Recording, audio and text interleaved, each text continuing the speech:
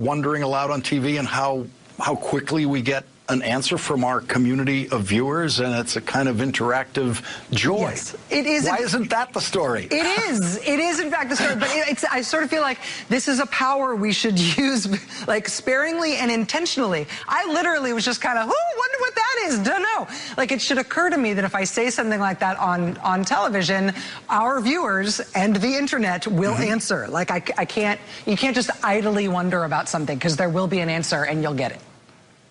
So one of the answers that I still don't feel like I have is, what is Michael Cohen up to? And I listened to what Emily Jane Fox told you about what he kind of planned to do, what he ended up doing. Any of this make sense to you? Yeah. You know, it seems like there's a whole bunch of different things going on at once, but then you've just got the physical, observable thing that requires explanation. There's George Stephanopoulos, like, in his Saturday clothes and no socks and stuff, and then there's Michael Cohen in a black suit with a fresh haircut, not being on camera. And clearly there was something changed in terms of the way they understood how this thing was going to go down. What Emily Jane is reporting is that there would have been, like, kind of a hope, like a desire that at some point there would be a gigantic, big bombshell Super Bowl style interview, as she said. And it just ended up being this weird off-camera thing that they could only run quotes from, and nobody knows why he did it. And maybe he was sneaking around on his lawyer when he did it. Yeah. Not a good way to begin if you're sneaking around on your new lawyer. I know, exactly. Thank you, Rachel. Lawrence. Thanks, Lawrence. Well, Michael Cohen's relationship with Donald Trump is coming to an end, a hard and final end. That is the most important news in George Stephanopoulos' report on his very strange interview this weekend with Michael Cohen, if what Michael Cohen said is true. Michael Cohen used to like to call himself Donald Trump's fixer, and as has already been reported, Michael Cohen is changing lawyers. It's a very, very important part of the story, the changing lawyers. And it had seemed that Michael Cohen's new lawyer, Guy Petrillo, was already in charge of Michael Cohen's defense, but apparently he has not technically taken full control of the Cohen case from the lawyers who precede him, which brings us to the most important part of George Stephanopoulos' report of his interview with Michael Cohen, which was not on video, as Rachel just said, and which George Stephanopoulos presented in writing at abcnews.com. The most important thing in that report is not anything that Michael Cohen is quoted as saying. It's not Michael Cohen's words. The most important line is this: once Petrillo fully assumes his role, a joint defense agreement Cohen shared with the president, which allowed their lawyers to share information and documents with each other, will come to an end, ABC News has learned. If that happens, that will be the bitter end of the Michael Cohen-Donald Trump relationship, and it will mean that Donald Trump has even more reason to fear Michael Cohen. The rest of George Stephanopoulos' report is Michael Cohen saying perfectly normal things that make sense. But for Michael Cohen, that itself is unusual. Michael Cohen used to say that he was, quote, the guy who would take a bullet for Donald Trump. Now he's saying, my wife, my daughter, and my son have my first loyalty and always is, and there is no husband or father in the world who should think any differently. But Michael Cohen had that same wife and that same daughter and that same son when he said that he would take a bullet for Donald Trump and leave his wife a widow and leave his children without a father. So, of course, Michael Cohen would not have taken a bullet for Donald Trump. He was full of crazy, lying bravado during his time with Donald Trump. When George Stephanopoulos asked Michael Cohen what his goal is now, he gave a one-word answer: resolution. The quickest way to resolve a legal battle with the FBI and federal prosecutors when you're charged with a crime is, of course, to plead guilty and cooperate with prosecutors. In the last line of George Stephanopoulos' report, Michael Cohen said, I want to regain my name and my reputation and my life back. In other words, Michael Cohen does not want to go to prison. He wants his life back. He seems to say that if his lawyer advises him to tell the FBI and prosecutors everything that he knows about Donald Trump, that he will do that. Cohen said, once I understand what charges might be filed against me, if any at all, I will defer to my new counsel, Guy Petrillo, for guidance. It seems Michael Cohen has a different story to tell now.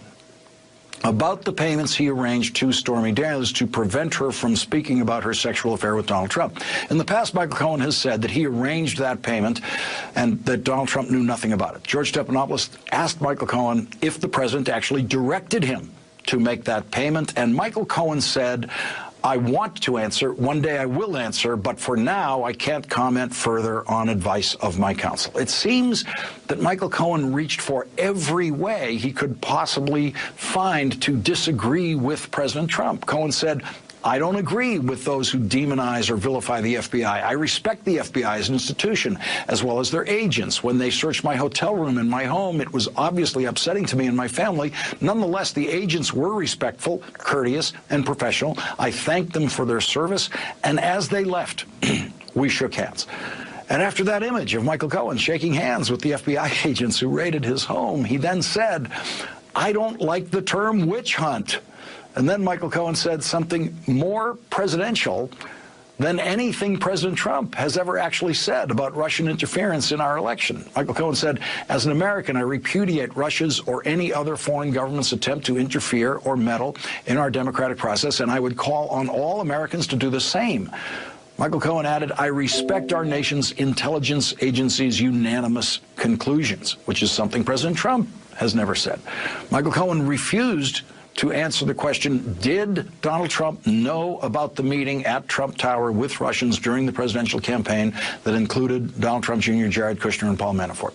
But Michael Cohen did say this about that meeting. He said, I believe it was a mistake by those from the Trump campaign who did participate. When Michael Cohen was asked if he had any regrets, he did not say, no, I have no regrets. Instead, he said, as an attorney and as an employee, I tried to make good faith judgments in the past. I also acknowledge that I am not perfect. I would prefer not to be in this situation at all, obviously. And of course, Donald Trump would prefer Michael Cohen not to be in this situation, obviously. Leading off our discussion now, Barbara McQuaid, a former federal prosecutor. She's a professor of law at the University of Michigan. Also with us, Jill Wine-Banks, a former assistant Watergate special prosecutor. They are both MSNBC contributors. Okay, counselors, let's start with you, Jill. Explain to me why a well-advised client in a situation like this, well-advised by good attorneys, would do an interview like this. There is absolutely not one reason that I can think of for him to have done that interview. If he was trying to reach out to the prosecutors, there's a much better way to do it, which is to have your lawyer go to the prosecutors and say, I would like to make a proffer. Here's what my client will say. Here's what he can tell you. He wants to cooperate. That would be the way to do that. If he wanted to reach out to the president, he surely has better ways than going on television and taking positions that are contrary to what the president has said. As you've pointed out, he said the FBI was perfectly fine in coming into my home. They were respectful, as opposed to the president who said that it was a terrible thing that they had done in seizing his documents and invading his office. So this was not a good way to reach out to the president. If he wants the president to pay his legal fees, or if he wants a pardon, this is not the way to get it. And I don't see how a pardon will help the president, so there's no motivation for the president to grant it. If he gives a pardon, we still have the ability for Cohen to testify. In fact, he would have no Fifth Amendment rights, so he couldn't even avoid testifying, which he could if he's still under indictment or if he is ever under indictment. Barbara, your reading of this, because I mean, when Jill says it's not a good way to reach out to the president, one of the problems is there is no good way to reach out to the president. A lawyer would advise Michael Cohen not to try to reach out to the president in any way. And in Michael Cohen's mind, when he hears that, if he is trying to communicate something to the president, he might think this is the only way. Yeah, I don't think he's trying to communicate to the president. As Jill said, the things he said were actually contrary to opinions that President Trump has expressed. I think he is just trying to rehabilitate his own reputation. You know, criminal defendants often express this idea that the waiting is the hardest part. It's not the serving of the sentence, it's the waiting to find out your fate. And I think Michael Cohen just can't stand sitting around waiting and doing nothing and wants to be proactive. And so took the bait here and spoke on TV, which I agree with Jill, is just a terrible idea. But why does he have to wait? My guess is prosecutors are not ready to talk to him yet. Even if he wants to cooperate, they are likely putting him off until they get their arms around all of those search materials. Because of the role of the special master to review for privilege, the prosecutors have not yet had a chance to see all the materials that came out of the search warrant at his home and his office. And until they see that, they're just not in a position to confront him with documents or to assess his culpability and to even test the veracity of what he's saying. And so I think they're putting him off, and I think it's driving him crazy, which is why he feels the need to speak.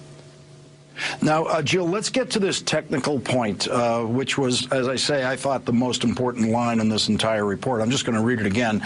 Once Petrillo fully assumes his role, a joint defense agreement Cohen shared with the president, which allowed their lawyers to share information and documents with each other, will come to an end.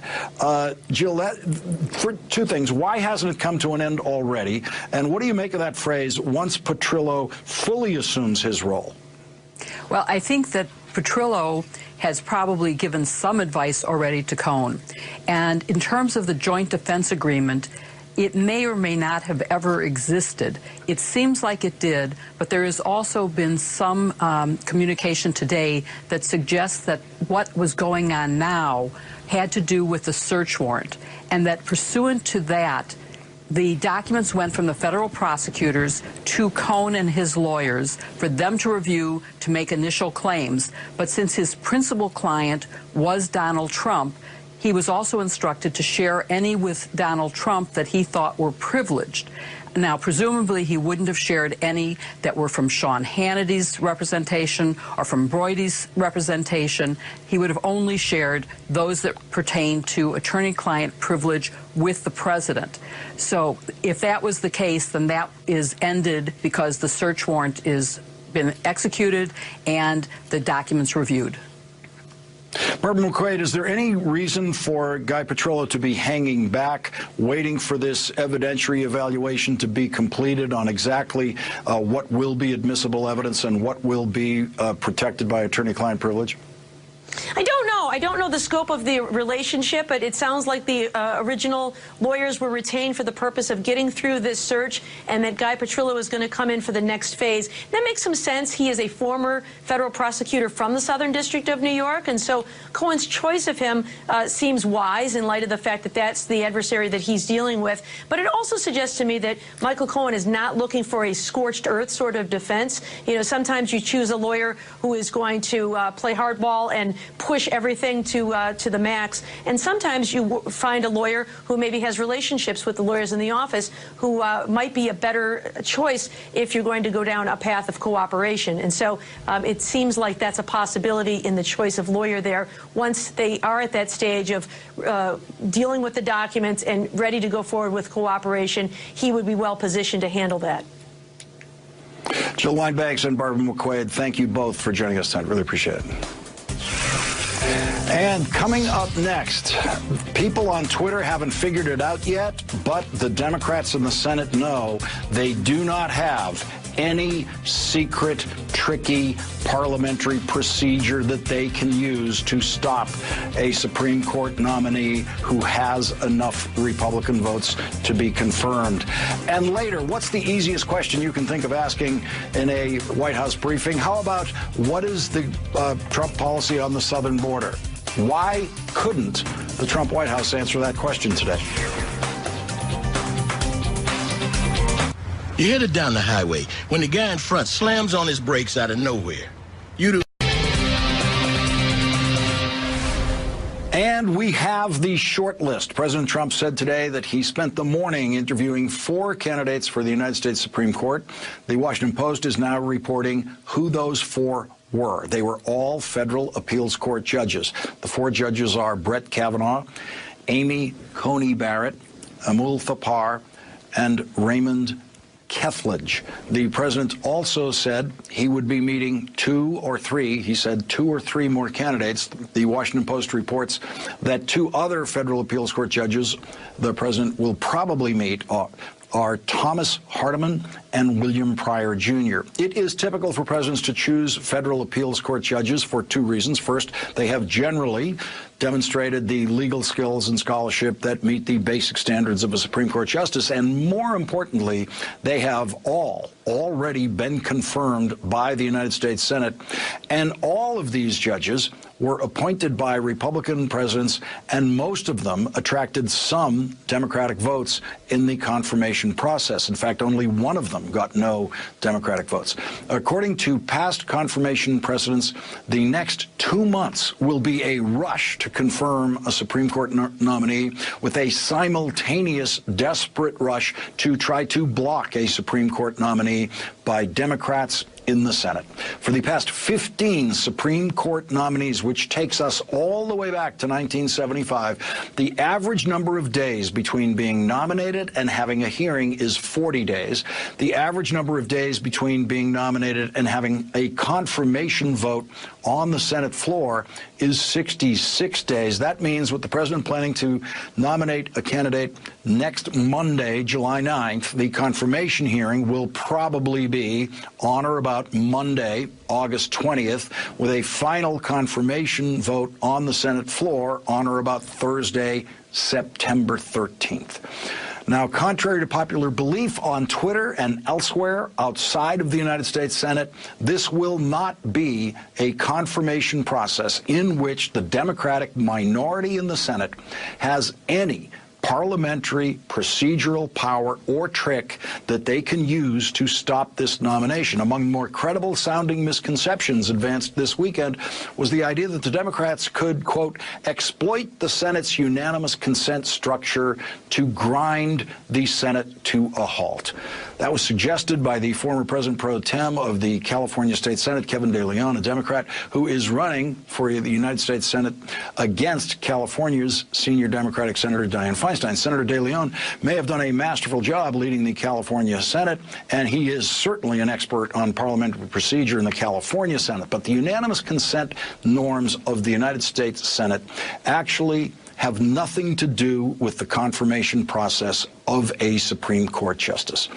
Majority Leader Mitch McConnell has the parliamentary right to bring the nomination to the Senate floor anytime he wants to, and Senator McConnell will then ask for unanimous consent to proceed to consideration of the nomination. The Democrats will, of course, refuse to give unanimous consent, and then Senator McConnell will call for a roll call vote to proceed to the nomination, and the Republicans will then vote to proceed to that nomination. And the elapsed time between the denial of unanimous consent and that roll call vote to proceed will be a matter of seconds.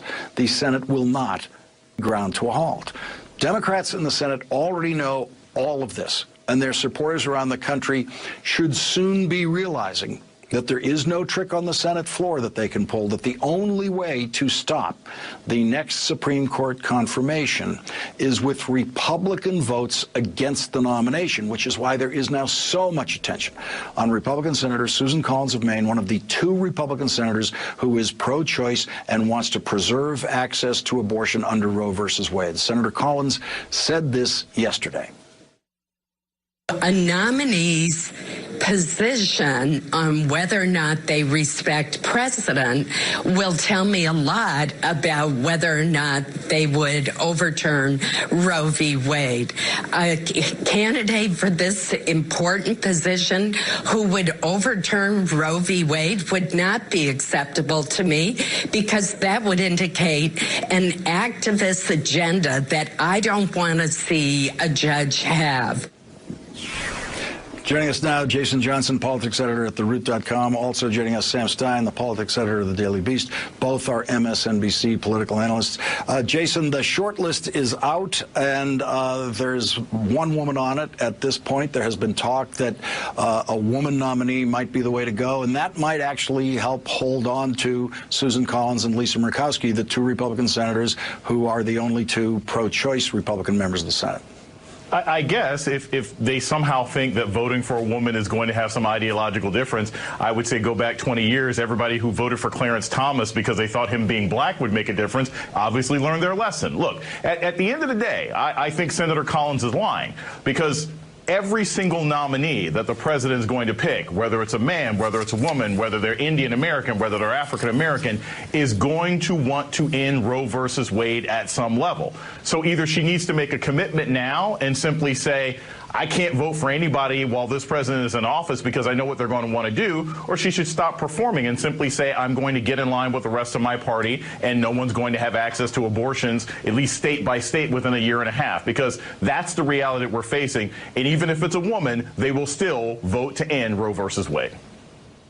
And Sam Stein, Susan Collins seems actually confident that even with a new justice who wants to repeal Roe versus Wade, that it won't happen, because she actually said on TV yesterday she doesn't think Neil Gorsuch would vote to repeal it, and she seems to have a real faith that Chief Justice Roberts won't. Let's listen to what she said about Justice Roberts. Justice Roberts has made very clear that he considers Roe v. Wade to be settled law. I would not support a nominee who demonstrated hostility to Roe v. Wade, because that would mean to me that their judicial philosophy did not include a respect for established decisions, established law. So, Sam, that translates into what at the White House? What do they have to do to get Susan Collins' vote? Well, you know, I actually think that was the more important clip from the Collins interview, because what it says is if you are trying to push a nominee through the Senate, you have to adopt, and it's not a hard playbook, the Gorsuch-Roberts playbook, which is casually refer to Roe v. Wade as the law of the land, say you respect precedent, and then don't give one iota or one inkling of indication about how you would vote in the matter if it came to you by saying, you know, I can't prejudge these matters. And then you would get Susan Collins' vote. So it's a very simple playbook, actually, to get someone to get the senator's vote. It does not translate into Roe v. Wade being secure in the slightest. These people have not been offered the opportunity to take a whack at Roe v. Wade from a judicial perspective, and we don't know how they would vote when given that opportunity. There's certainly different ways to go at Roe v. Wade. You could chip away at it, but one of the things that is striking to me is that we are told time and time again by conservative legal scholars that Roe v. Wade is flimsy legally and morally reprehensible, but how dare you assume that they would do away with it when granted power? And those two things just don't compute. There is a long, generations-long pursuit by the Federalist Society to get rid of this law. The Federalist Society put together the list of people who Donald Trump is choosing from. It goes to reason that they would choose people who would also get rid of Roe v. Wade. The Washington Post is reporting that the president is especially drawn to contenders with name-brand degrees, such as from Ivy League universities such as Harvard and Yale, which makes him like every president before him. He also wants to see a portfolio of solid academic writing, which is also like presidents before him. And then there's the Trump part. Trump does not care to actually read it. He simply wants to know that it exists. And actually, to be fair, that may be true of most presidents also, Jason Johnson. Yeah, I really doubt that Donald Trump is up late at night reading law reviews at the golf course saying, my goodness, I stared to see this is amazing. He's not doing that, right? And I can't imagine that these 45-minute conversations he's supposedly having with these nominees are particularly engaging either. Look, everybody knows that they're going to play the pantomime here. Donald Trump is going to meet with these people. As long as they don't personally offend him or insult him, he's fine with them. These nominees desperately want to get on the court, so they're going to be as milquetoast as they can so that they can get this opportunity. 66 days, gentlemen. We're going to be on this for 66 days, according to the past precedent. Jason Johnson, Sam Stein, thank you for joining us. Thank you. Up next, where are the babies? Where are the children? Where are the parents? And what is the Trump policy on the southern border? The Trump administration is not giving answers to any of those questions. I thought I married. Easier question in a White House briefing than what is current U.S. policy at the border. But today, the Trump White House could not or would not answer that question. The president's executive order has bought some time for Congress, but the clock is ticking, and Congress needs to act to fix this process because we're running out of time on what we have the ability to do, particularly with the district court that weighed in just last week. The Trump administration never released the total number of children seized from the beginning of the president's zero-tolerance policy until the day he seemed to change that policy in an executive order June 20th. On June 26th, Alex Azar, the Secretary of Health and Human Services, said they had 2,047 kids in custody. Now the Health and Human Services Department refuses to update that number, so we still don't know where the babies are. We still don't know how many children are in custody. We still don't know how many children have been reunited with their parents. We still don't know how many children have not been reunited with their parents. MSNBC's Mariana Atencio was there this weekend when a Guatemalan woman was reunited with her daughter in Miami, who had been held away from her parents by the federal government for 2 months. Mariana spoke to the family immediately after they were reunited. Every time that I was in contact with her, lloraba, she cried, diciendo que me extrañaba, saying that she missed me, que ella no quería estar allá, that she didn't want to be there, que lo que quería era ver a su hermanito, she just wanted to see her little brother, a su papá, her dad, y a mí. And me. Eso es lo que más me dolía. That was the most painful thing. And Mariana Atencio joins us now from Miami. Mariana, did she tell you about the little girl tell you about the conditions that she was being held in? Lauren, she told me that she felt ill for the larger part of the time that she was held. She was able to speak to her mother on the phone. This child was kept in a government agency in Michigan. The dad was prosecuted and was put in jail in Atlanta. The mother here in Miami. So this was a family scattered due to this policy. And mind you, the little girl, her first language isn't even Spanish. She speaks an indigenous Guatemalan language. So the sense of isolation, and you see it in her face when she's reunited with her mother, and the trauma that this separation, 2-month separation, is going to leave. They certainly told me that it's wounds that will take a long time to heal, if at all. When the Health and Human Services Department was more forthcoming with numbers, and we never knew how accurate they were, there was a point there of about 6 days where they were reporting 1 reunification per day. You're trying to find these reunification examples to bring to us. There's all sorts of reporters all over the country who are trying to find them. You're not finding a lot. No, Lawrence, they are the exception.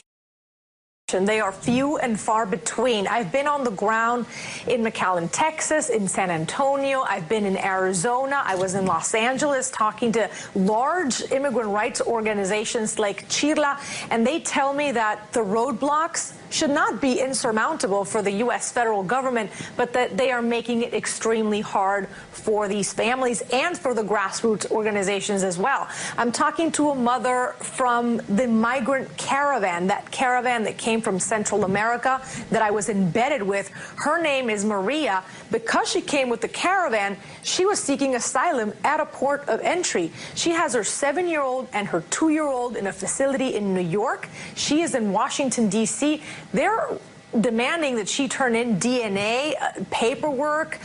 We've seen reporting where in some instances they want to do home visits to see who the child is going to be released to. And obviously you want to be careful who you're giving a child to, but at the same time, these are undocumented immigrants who are probably going to be the relatives welcoming this child, so they're making it very hard. There is a lot of fear in the community, and we have to remember, going back to that video at Miami International Airport, at the center of all this is children, little kids who are traumatized and who want to be put back together with their parents. Lawrence? Mariana Atencio, your reporting has been invaluable to our coverage of this story. Thank you very much for joining us tonight. Really appreciate it.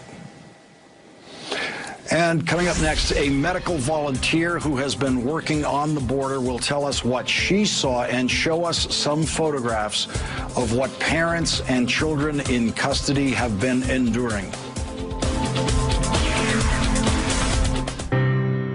Ashton Taylor is a medical student at the University of Texas Medical School who volunteered last week in Texas to help migrant children and parents as they left Border Patrol processing centers. Here is some of what she saw. This child had a scalp abscess, but his mother was afraid to tell Immigration and Customs Enforcement officers for fear of them taking the child away from her. And this woman had welts and blisters from an ankle bracelet that was too painfully tight. And this woman was kept in what immigration officials called a cold box for 7 days because one of her daughters had an ear infection and the other had the flu. They were told the Border Patrol uses the cold boxes to kill germs. Joining our discussion now, Ashton Taylor. She's a pre-med student at the University of Texas who has been volunteering at the border at a center that helps migrants who have been released by U.S. Border Patrol processing in McAllen, Texas. Ashton, can you tell us more about what you saw there, and especially in terms of medical issues? Hello, Lawrence. Thank you. As far as medical issues, when we're seeing immigrants who are coming from these detention centers, it's pretty atrocious from a humanitarian perspective and just from a personal perspective. Most everybody who's coming out of these detention centers and into the respite center, they are febrile, they have fevers, they're dehydrated. A lot of them have very, very easily preventable diseases, flu, cough, cold, bacterial infections, things that are just rampant when you have such close quarters and under the conditions in which they're kept, which are extreme cold, insufficient hydration, insufficient food, and insufficient sanitation. Ashton, this story about the cold box being an idea that the border officials are using to kill germs, where did they get that idea? Lawrence, I have no idea, and that's what I find particularly disturbing, is that CBP officials seem to be assuring everybody that these people are adequately cared for and given medical attention, but as far as I know, I don't see any medical basis at all for keeping people in cold rooms. And as it was reported to me directly in the clinic office by people who came through, by immigrants who came out of these hieleros, which are the cold boxes, they were kept in there if they showed any signs of illness. So these are, think of, concrete walls, floors, and ceilings, and maybe temperatures of 50 to 60 degrees. And these people don't have layers on. They have everything taken off of them. They're basically stripped down to the barest layers of, pants and shirt or shorts and shirt. And if they're lucky, they may be given a change of clothes. But oftentimes, if they've crossed rivers or jungles or cities, they have to dry off in those same clothes in these cold conditions. So if you can imagine, being in these freezing cold conditions, what does it do as far as a health perspective? Ashton, it's hard to believe that this government has a department called Health and Human Services, and no one from that department concerned with health has communicated to these people in control of the initial custody that there's something kind of 18th century about the idea that cold is going to kill those germs. Right. I mean, it's absolutely barbaric, and I don't see any scientific basis in it, and it contraindicates the notion or the statement that there's any sufficient medical attention there at all, because I believe if there were sufficient medical attention, if there were a sufficient amount of competent physicians there attending to these immigrants, this wouldn't be a practice in place. Ashton, I want to get to your motivation of why you decided to take yourself down there as a volunteer and get involved. Lawrence, my motivation for being down there was from a personal perspective. It's one thing to hear everything that you hear in the media and, see pictures and things that can be easily distorted, but this isn't an issue of partisan politics. This is an issue of humanity, and I think the biggest thing that I can stress is that people need to see eyes themselves. That they need to lay eyes on this situation, and that's exactly what I went down there to do. I wanted to lay eyes on the situation, assess what was going on, and help in any way I could. Ashton Taylor, thank you very much for joining us tonight. Really appreciate it. Coming up, what the mothers of Antoine Rose and James Bowden have in common 40 years apart. It is a pain expressed powerfully in a poem by Antoine Rose, a poem that was read last week at Antoine Rose's funeral.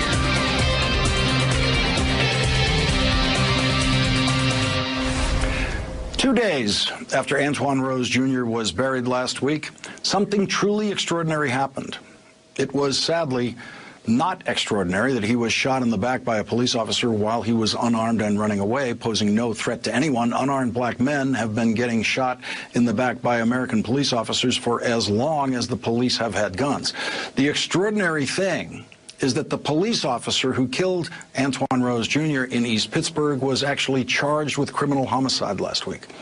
Criminal prosecution is the rarest possible outcome for police officers who kill unarmed black men who pose no threat to anyone.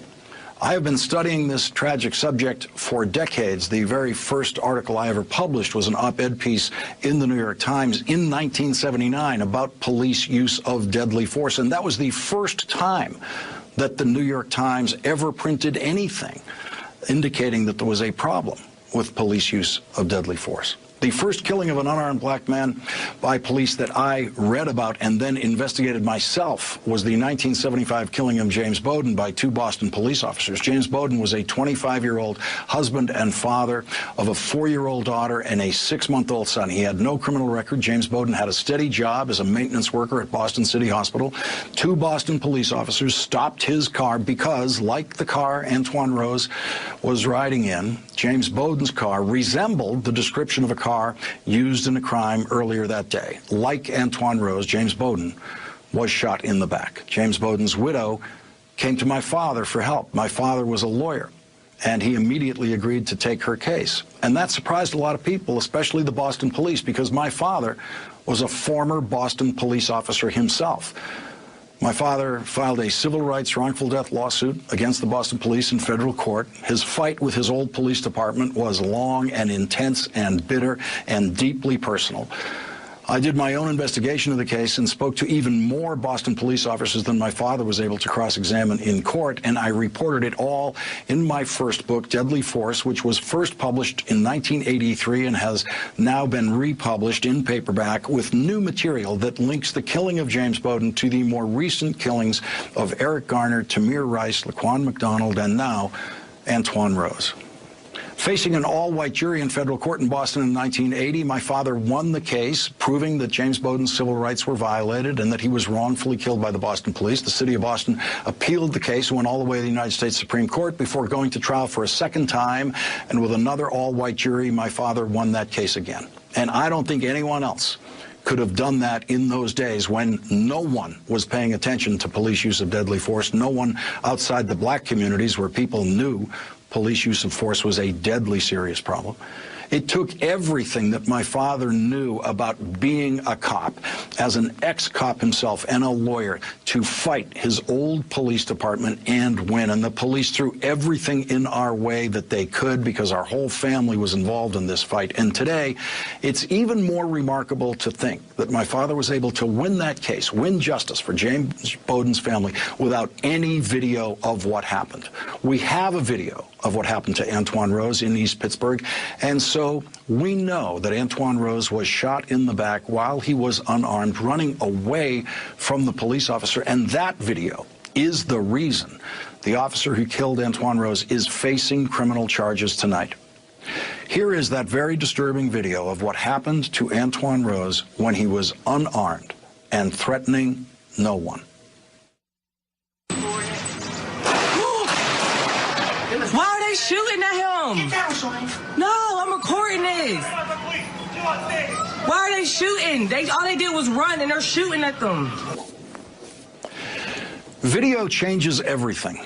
35 years ago, when I began collecting police reports in cases like this, when unarmed men, usually black, were shot in the back while running away from police officers, the police reports repeatedly included this phrase, usually word for word: "He turned in a threatening manner as if to shoot." That's all the police officers needed to justify the shooting, even if the fleeing suspect turned out to be unarmed. He turned in a threatening manner as if to shoot. And prosecutors knew what was going on. They were in on it in those days.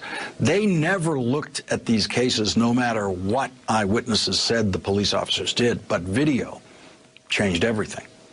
And so now, thanks to video, some police officers are being prosecuted for very bad shootings. And some individual police departments have actually really improved. And Boston, I'm very glad to say, is one of them. Boston's police commissioner, Bill Evans, is one of the very best police leaders in this country. But that's not much consolation for people who still suffer from unjustifiable police use of deadly force. Over 40 years after James Bowden was shot in the back by Boston police officers when he was unarmed and posed no threat to them, Antoine Rose was shot in the back when he was unarmed and posed no threat to a police officer. 2 years ago, Antoine Rose wrote a poem in his sophomore honors English course in high school. His friends read the poem at his funeral. The poem is about mothers and sons, mothers like James Bowden's mother and Antoine Rose's mother, who lost their sons over 40 years apart to the same thing, police bullets in the back. Antoine Rose's poem is entitled, "I Am Not What You Think," and it begins this way. I am confused and afraid. I wonder what path I will take. I hear that there's only two ways out. I see mothers bury their sons. I want my mom to never feel that pain. I am confused and afraid. Antoine Rose Jr. was 17 years old.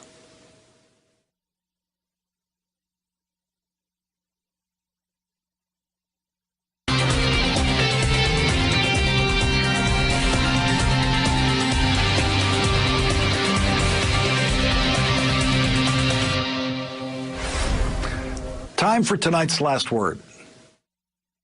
According to reports, former New York City Mayor Michael Bloomberg is considering a presidential run in 2020, making him the richest person to seek the position. I said making him the richest person to seek the position. According to the New York Times, former White House press secretary Sean Spicer is developing a talk show. It's called Late Night with Such Liars. Seth Meyers gets tonight's last word. And coming up, a former colleague of Michael Cohen's new defense attorney will join Brian in the 11th hour with Brian Williams, which starts now.